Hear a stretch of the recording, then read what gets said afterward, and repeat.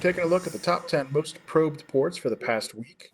And I figured this week it might be fun just to see what everybody else knows in terms of port numbers.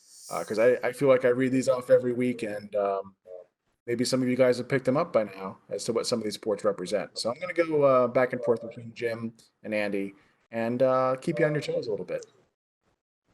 So, Andy, let's go. Number one, 23 TCP. Well, you're putting me on the spot here. Yeah. Oh, come on, you can do it. Telnet or FTP? And Jim for the steal. Telnet. There we go. go. There you go. Telnet. All right. So, Jim, ICMP 80.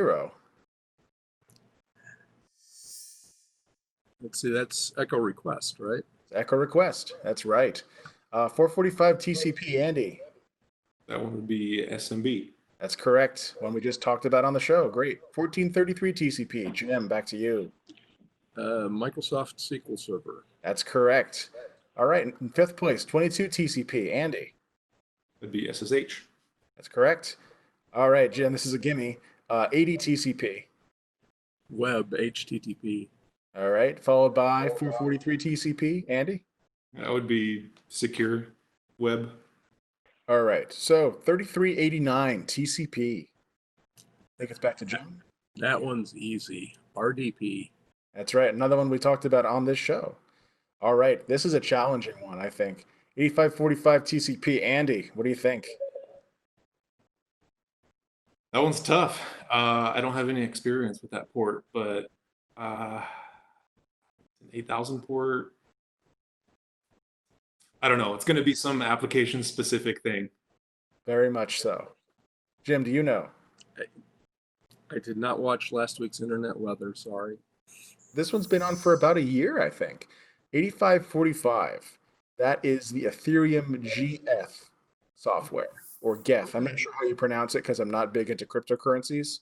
But that was one that has a very interesting bug in it where this is one of those things that's supposed to be, again, on the inside of a network and not on the internet. And I think you can make certain API calls to make changes to wallets, Ethereum wallets. So, yeah, that was an interesting one. And then 81. This one I think is a bit of a trick question, but do your best. It's often an alternate web port. Yeah. I'm not sure what they're going after. It's a very good one. Whatever they're scanning for right now, but it's often an alternate web port. Yep. And I think we actually were able to tie it to a very popular IoT device using 81. That's where I left it anyway. So let's go on to the most sources probing. And as you can see, there's a lot of repeats. I'm not going to go down through all the ones we've already talked about, but I will quiz you on the ones that are new. So 53 UDP, guys. Andy, what do you think? 53 UDP is DNS. That's correct. 8080 TCP, Jim. That's usually a web proxy or an alternate web port. Mm-hmm. Absolutely. All right. 27032. I'm glad it's Andy's question and not mine. Do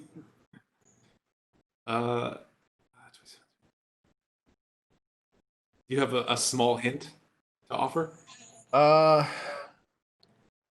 It is related to software that if you play PC games, you probably have on your machine. I mean, the only thing that comes to mind is Steam. And that would be correct. All right, cool. Yep. All right, 5555. Jim, what do you think? Android Debug Bridge. That is correct. Very good. And to round it out the bottom at number 10, 5900 TCP. Andy, do you know it? I do not. Jim, do you know it? Is it VNC? It is VNC. All right, Nice. Congratulations, guys. This is pretty fun.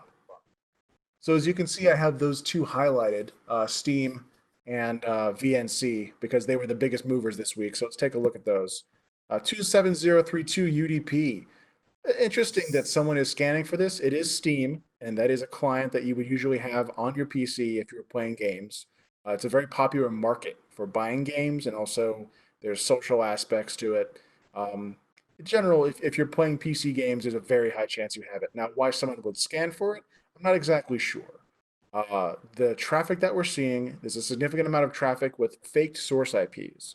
and that is IPs that we can pretty much tell are bogons or not routable or should be like internal IP addresses. So I'm sort of leaving those off, although they are the largest source of them. So something funny is going on.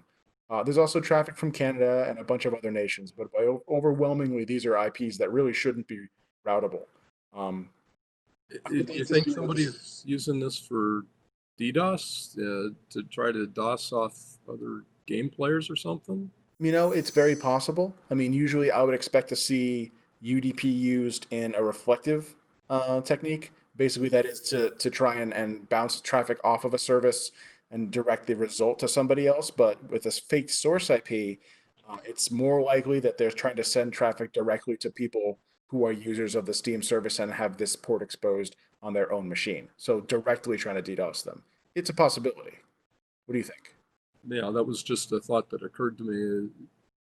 If they're spoofing it, UDP traffic is easier to spoof than TCP. So Absolutely. All right, we'll move on to the next one. 8291 is something that was not on the list this week, but it was on the show last time I was on, and I figured I'd revisit it. This is Mikrotik routers running Winbox, which is it's a management tool for the Mikrotik routers. There was a couple of vulnerabilities related to it. As you can see back in May, we had a significant amount of scanning, hundreds of thousands of sources, but has since really petered out. And there's more than there was before, but certainly nowhere near as much. So I tend to think that whoever was scanning for that has found what they wanted or has stopped their operation. Hard to say for sure. And 5900 we talked about. You can see there's significant spikes in the last few days. So VNC is a remote control software, and it would be a target for reasons that should be obvious. I mean, if you can log into a box over the internet over VNC, much like the way you would with remote desktop protocol, you would have a full GUI interface to just sort of poke around on that machine. So if someone's running VNC, again, like remote desktop protocol, it's meant to be administered over the internet, or it's been misconfigured and left kind of unattended. It gives you a lot of power. So the sources for this one are primarily in Venezuela, Iran, Pakistan, and other nations. So I think the motivation is probably clear. People are looking to try to break into whatever boxes happen to be having this. It's not indicative of any kind of machine. I mean, you could have servers running this. You could have it set up on your desktop machine at home if you wanted to reach into it. I think it's really opportunistic scanning. That's my take on it. Yeah, this is another protocol like RDP. Don't expose it to the internet. If you have to manage something remotely, tunnel it through VPN. Don't expose it to the internet. Yep, 100% agree with you, Jim.